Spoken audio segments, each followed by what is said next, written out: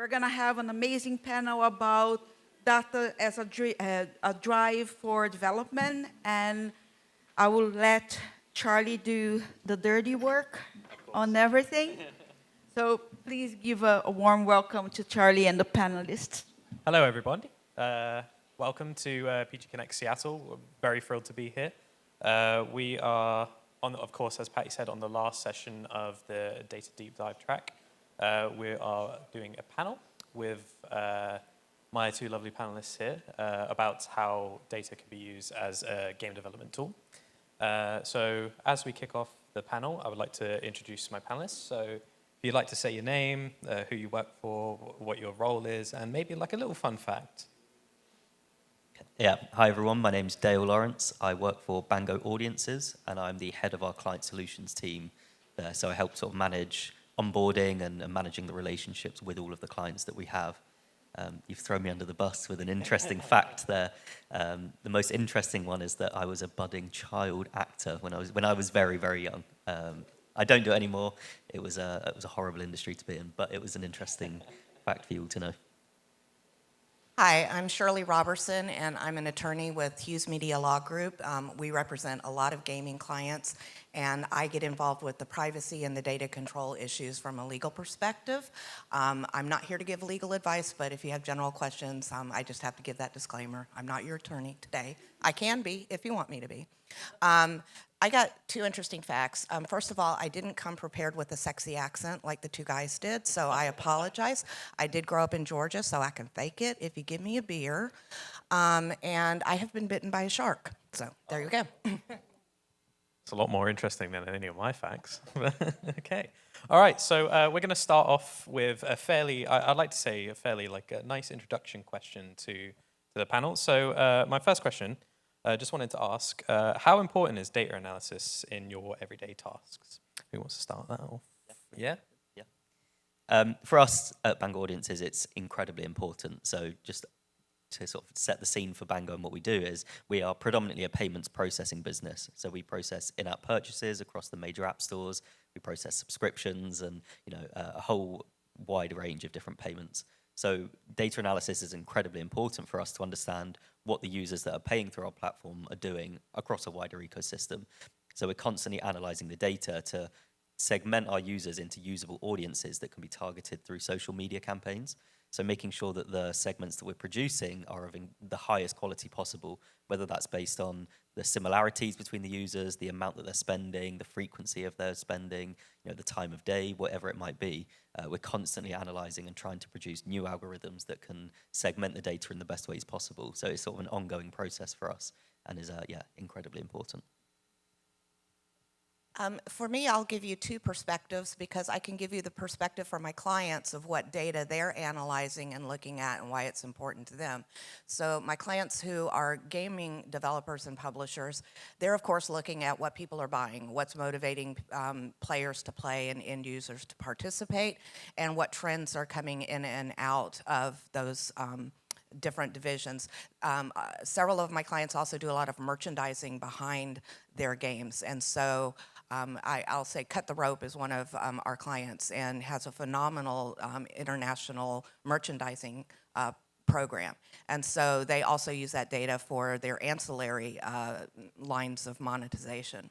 For me, I'm looking at what my clients are looking at from data control for primarily the privacy laws that are starting to really impact gamers and web industries in general. What data are they collecting? Are they allowed to collect that data in the regions that they're collecting it?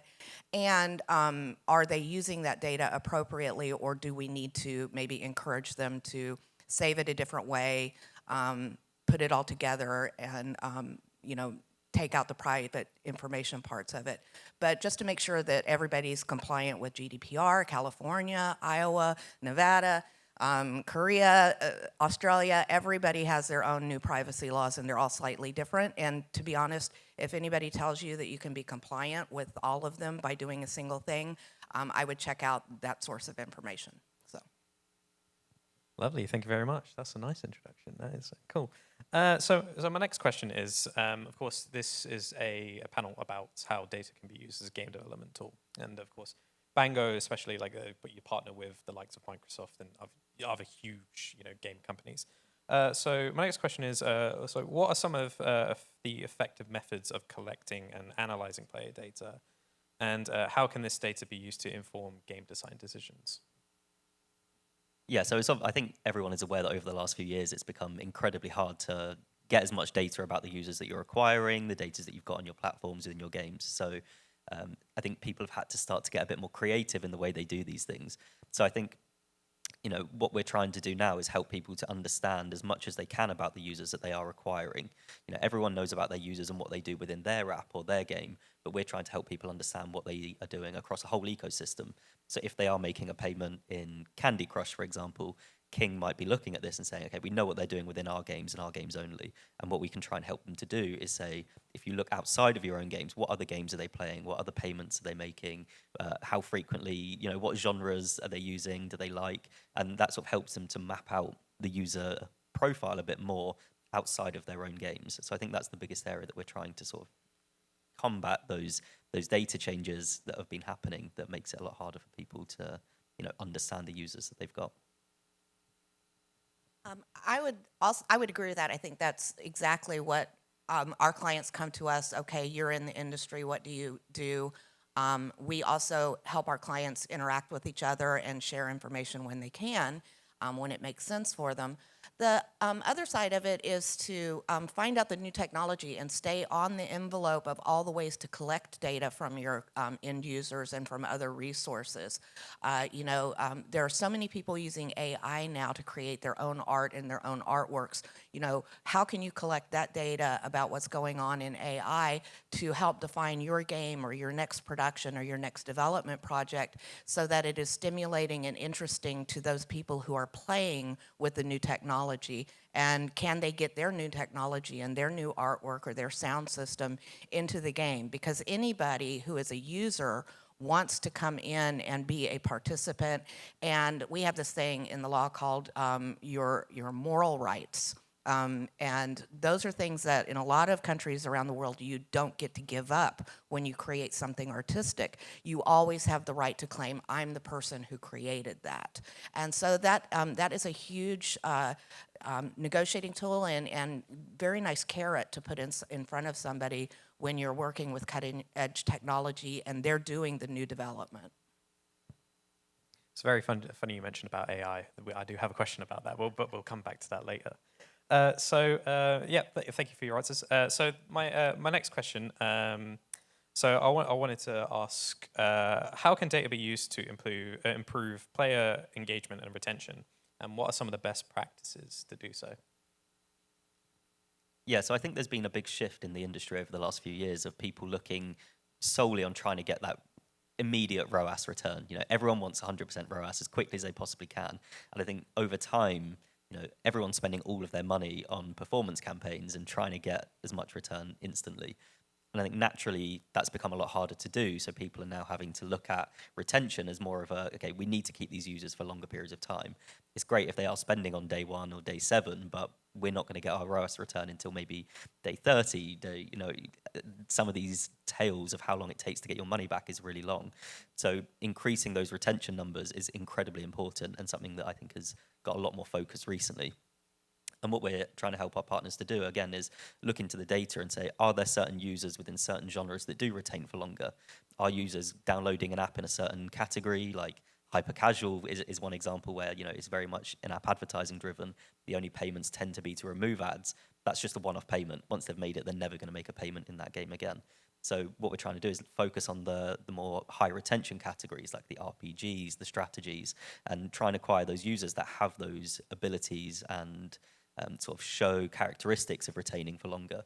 So when you get those, even if you are a casual developer, but if you're acquiring a user from a strategy game, they have those characteristics of retaining for longer. So I think understanding that balance between the two is really important and is a big focus for all of our clients at the moment. Yeah, that is a challenging balance to go between those two. What I would add on to that is to really diagnose what it is that you want to get out of the data before you start collecting it. Are you spending time collecting data that isn't going to be essential to your root cause of what you're trying to either identify or solve? And are you not collecting data that you need to get to that resource? And don't just go by the status quo of, oh, I worked at, this gaming company and we collected this data and so we must do that. Really look at your game as an individual. If you're passionate about your games, if you're passionate about the product that you're putting out, you're going to inherently know a lot of the answers, but you're still going to have questions about who does this and why aren't the other people doing it? And that's really the advantage or the line of thought that we try to get a lot of our gaming clients to look at is, okay, you've got your user base. You can find out what you need about those guys fairly easily. It's the people who aren't engaging with your game. Why are they not engaging, and what is it that you need to get in front of them to tempt them into the engagement? And I think just to add to that, I think everyone needs to realize that obviously it's not a one-size-fits-all industry. Every genre is completely different, every market, every country, against like Android versus iOS, they all communicate and work completely differently. So having sort of tailored strategies for those and understanding what your pain points are within those areas is really important to make sure that you can overcome those problems and sort of put yourself in a position for long-term success. Brilliant, lovely. So what are some of the ethical considerations and legal considerations when it comes to collecting and utilizing player data in game development? Shirley, I think you may. Yeah, so do you want to start this off? I took a whole class on this in law school. No, I think the primary things that gamers need to think about, first of all, is really knowing what data you're collecting from your end users and from any other resources that you're getting, whether you're buying lists from data sources from other resources, but also understanding what your privacy policy says. I mean, how many out there have actually read the privacy policy that is attached to the game that you work with or the games that you work with? So do you actually know what you have contracted with your end users that you're going to do with the data that you're collecting from them?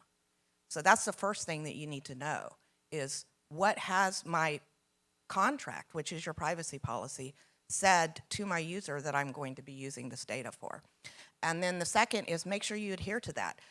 One of the primary things that I do with a new client, with a gaming client, or anybody who has a web internet interface is pull up their terms of use and their privacy policy.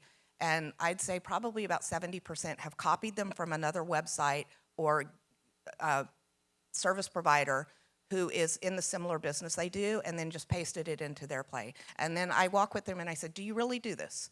Do you do this? And they're like, oh, no, we don't do that. Or, oh, well, we do it this way instead. And I'm like, but you're telling your clients in writing that you're going to do it this way, and now you've committed fraud. Now, I'm not here to scare you because I'm not that attorney. That's my sister who works at Perkins Coie. But I'm here to help you not get into that. And if you're into that, don't listen to people who say you have to change it immediately. You've got time. Just figure out what your business is doing, what information are you collecting, and are you sharing with the public the accurate and true communication and being transparent with them about what you're doing with their data.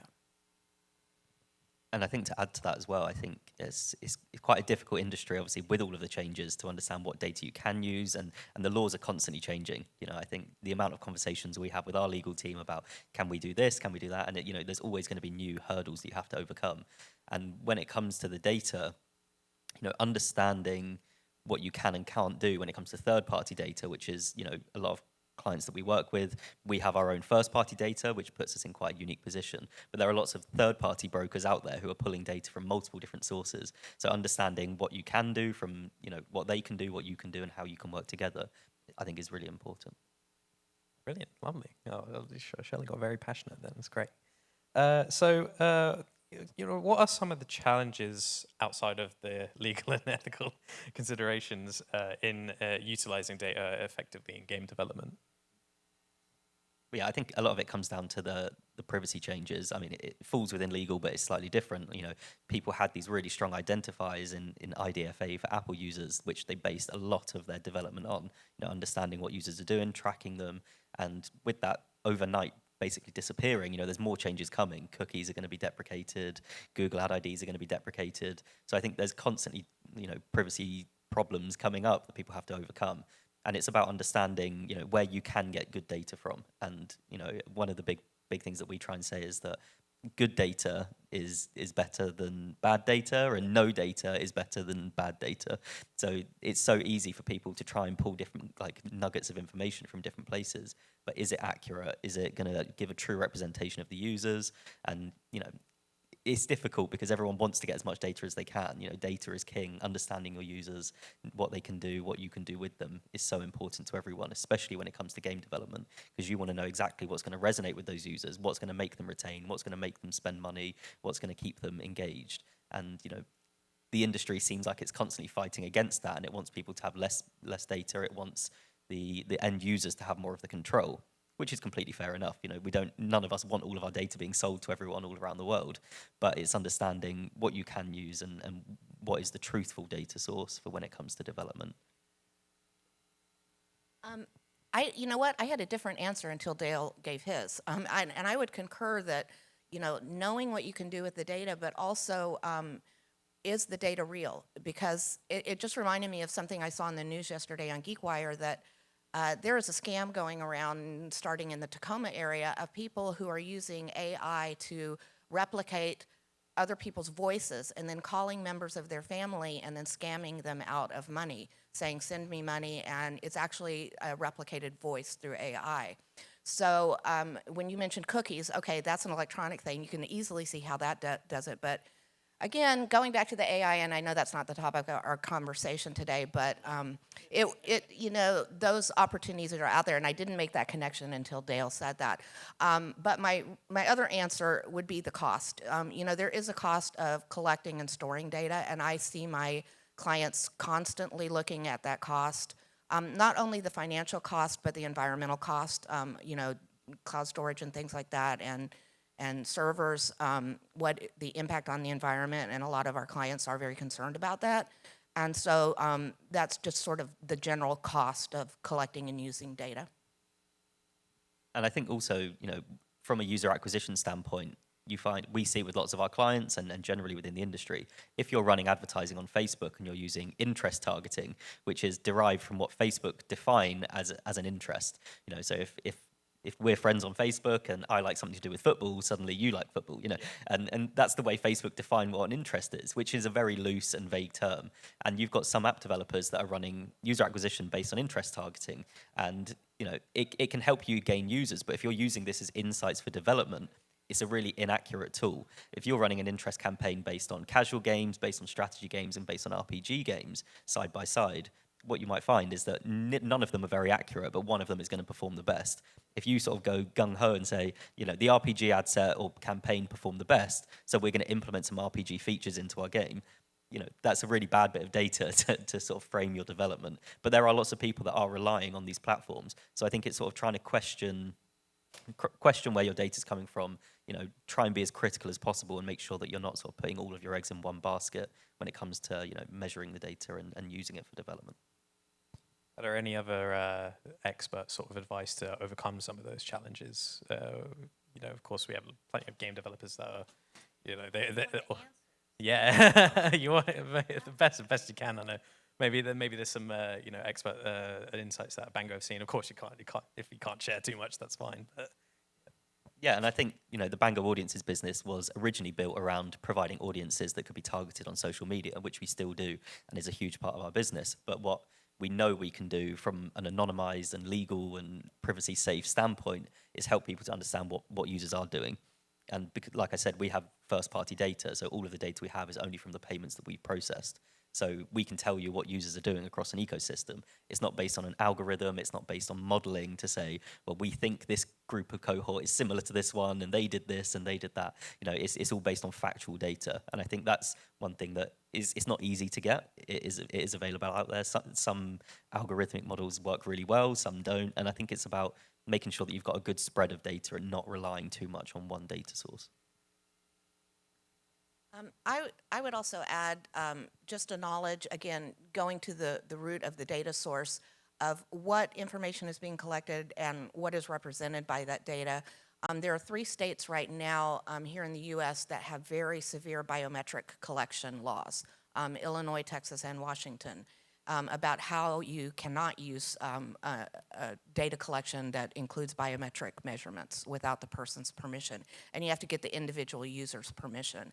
So if you're doing data collection based on game development and, some VR, maybe applications of games or representations, how you want to enhance the artwork and things like that, and you want to use biometric data to make those changes, you also want to make sure that the data sources didn't include those 3 states, and any other countries around the world have excluded that, so that you're not then, inadvertently breaching an area of law that those states are very passionate about and are very active about, making sure that you understand what you can and can't do.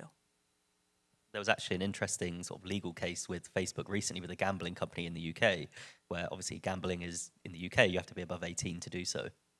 And there was a situation where the advertising authorities basically said that Facebook's, the way that they define or prove that a user's gender, age, isn't strong enough.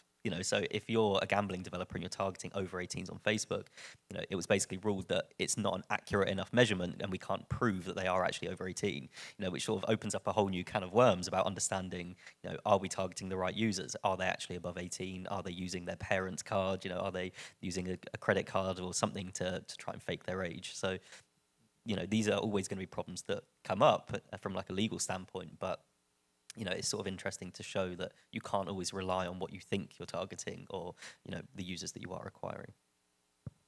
Moral of the story is be careful.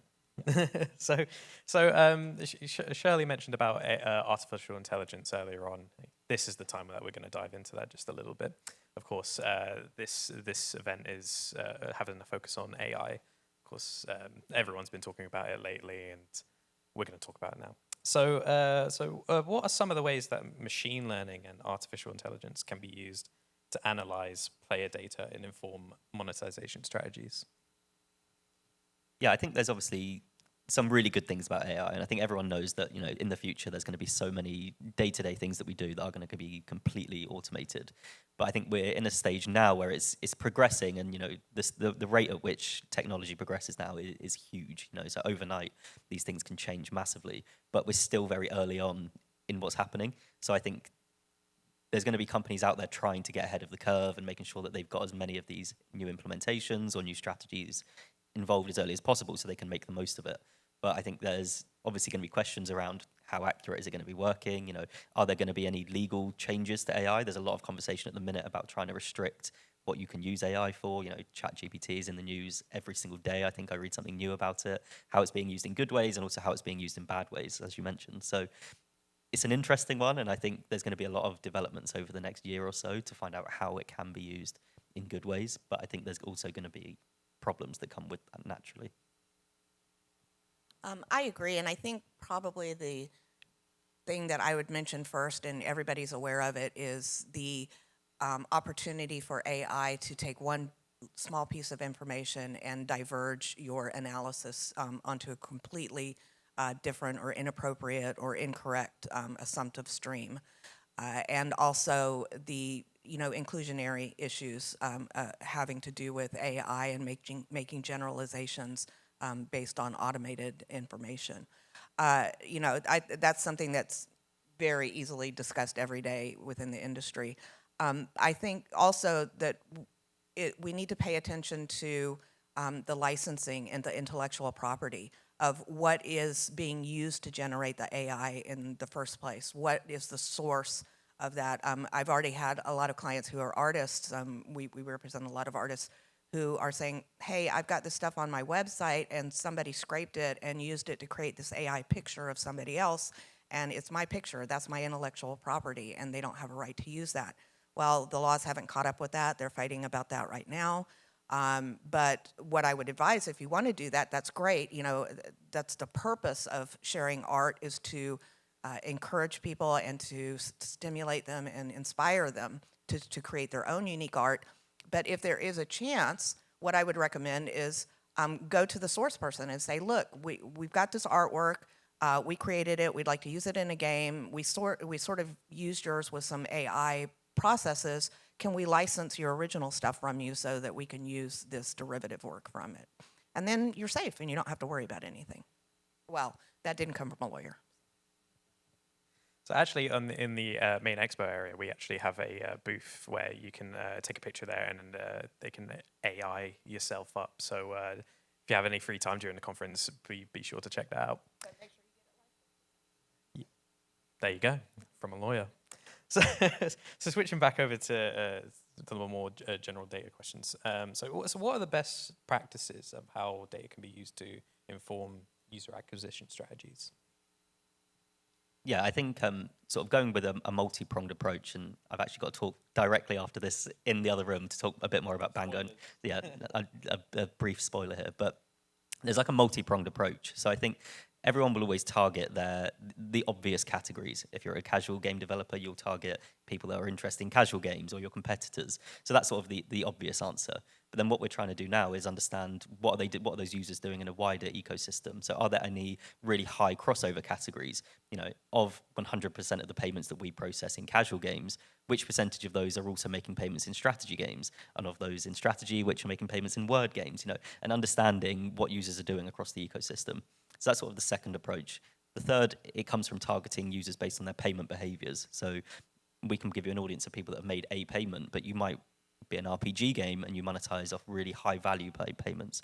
You know, you might want people that are going to be spending, rather than $1 at a time, they might be spending $10, $50, $100 in some cases, maybe even more. So understanding and layering all of those strategies across your whole user acquisition strategy will really help you to make sure that you're getting the most from the spend that you're putting out there. You know, we've seen over the last few years is that a lot of people are now relying on automated targeting products. I guess it falls within AI of like AAA on Facebook. You know, the spend within AAA on Facebook has just massively increased over the last few years. And although it's great in getting you additional scale and low cost, the problems that come with that is that you don't really understand anything about those users. You're saying to Facebook, go and spend my money, here's my budget, I want users from America. That's all you know. If you acquire 1,000 users in that campaign, you've got 1,000 users. That's all you know about them. You can maybe do some creative analysis and find out what creatives worked well, but actually what those users are interested in, where they've come from, you know nothing. So trying to frame your future development around those users becomes impossible because you don't know what they're interested in. And you know that's sort of the cards that are being dealt by the platforms. You know, costs are increasing to target for advertising. So naturally, you're forced to go broader or use automated products. And again, they do have their place as a part of your user acquisition strategy, but sort of relying on them fully can become really sort of harmful for future development. And I think over the next few years, I think people are going to start to realize that because within the last 12 months, people's spend on AAA has massively increased. They're not doing much segmentation. They're not breaking down their campaigns as much. So I think very quickly it's going to catch up with them, and they're going to say, actually, we don't know anything about the users we've acquired in the last 12 months. We've just got low cost scale. Whereas what you need is, you know, what are they interested in? What is going to make them retain? What's going to make them spend? And I think that's going to be a big change that's going to come up. Yeah, and I think just tying on to that, maybe saying it in a different way, is having a good postmortem after you've done some kind of analysis. Go back and really look at the data. What did you get out of it? Did you achieve what you intended to achieve when you went in with your investigative plan? And also, did you ask the right questions, or do you need to modify your questions? I think that, Dale, you've talked about, you know, the monetization of the games themselves and how to use that monetization data.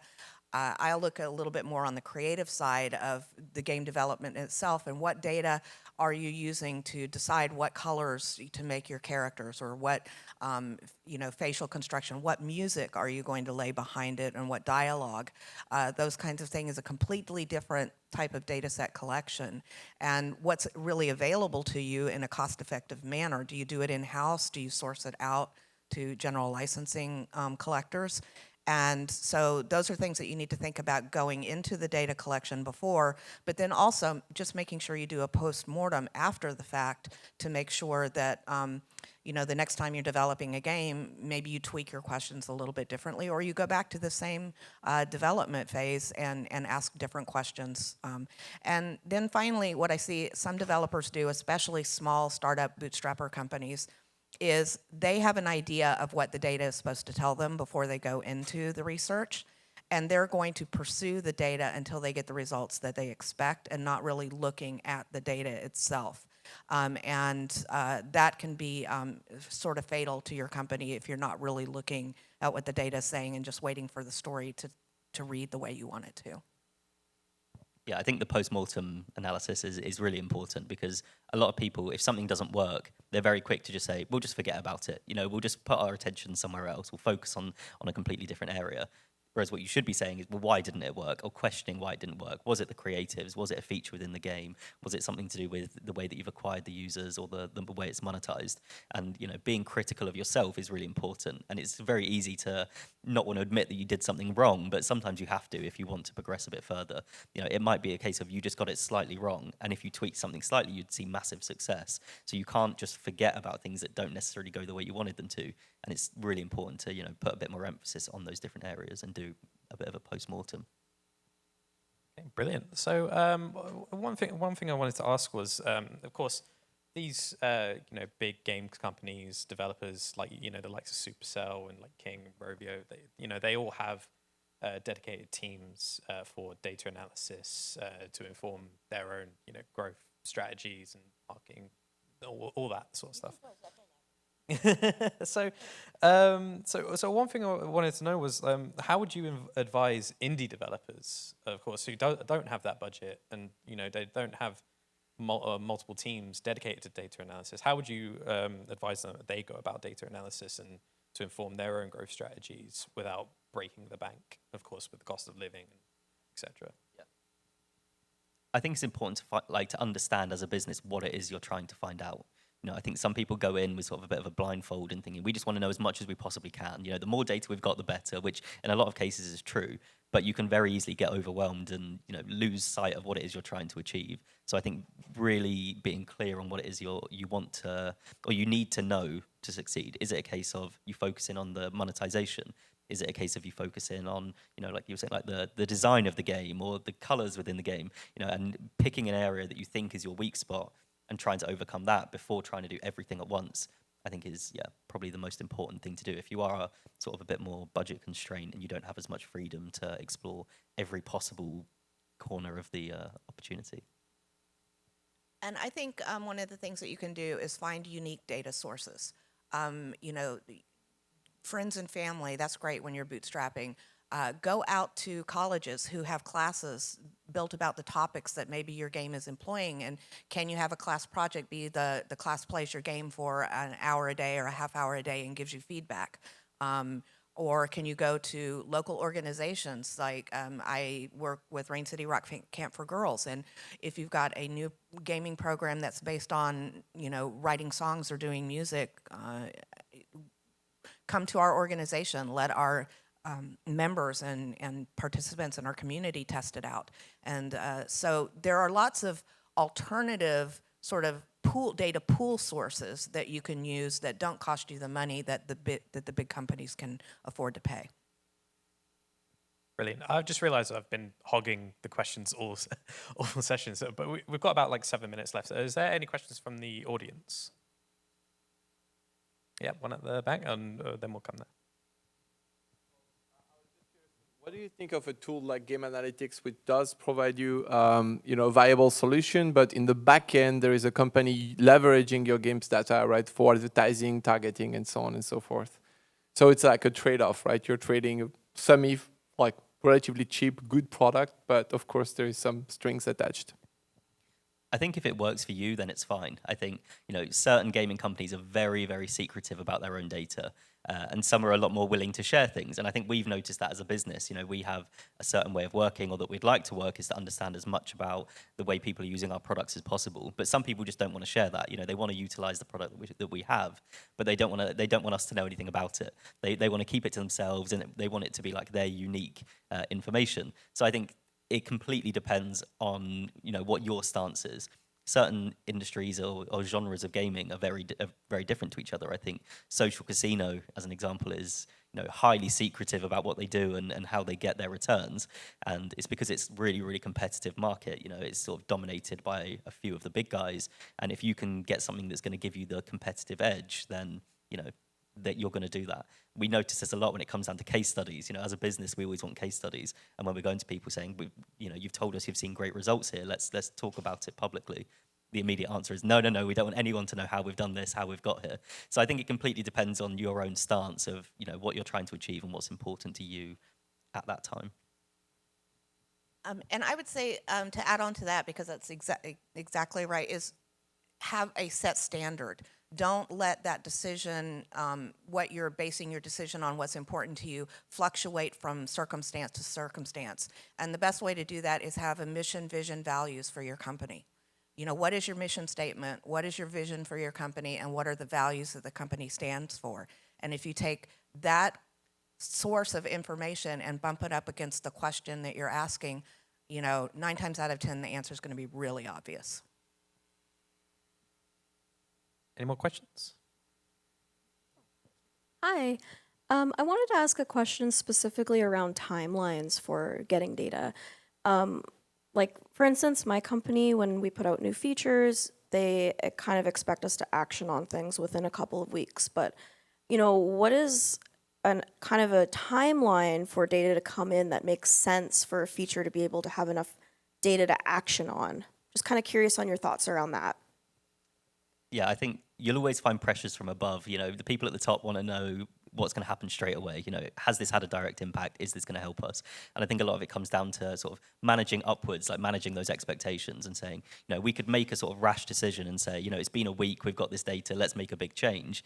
But you might find that over time, whether it be 2 weeks, a month, or 3 months, you know, depending on your game and the style of game, that it's not beneficial to make a really quick decision or a quick change. You know, the more data you can get, and you know, it's about setting what you're expecting. It comes back to setting the expectation before you run these tests. What is it that you're trying to achieve?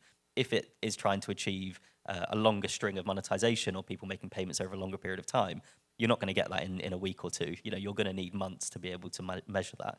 If it's about instant retention, then maybe you can understand it. Like day one retention, maybe a quick change can be done. So it depends what you're trying to achieve, but I think it's definitely about managing expectations upwards, and I think that's not always easy to do, but it's really important. Yeah, absolutely. Setting those expectations and understanding what data you're trying to investigate, because a price cut can give you an immediate response, and you'll have that data the next day, how many people bought or didn't buy.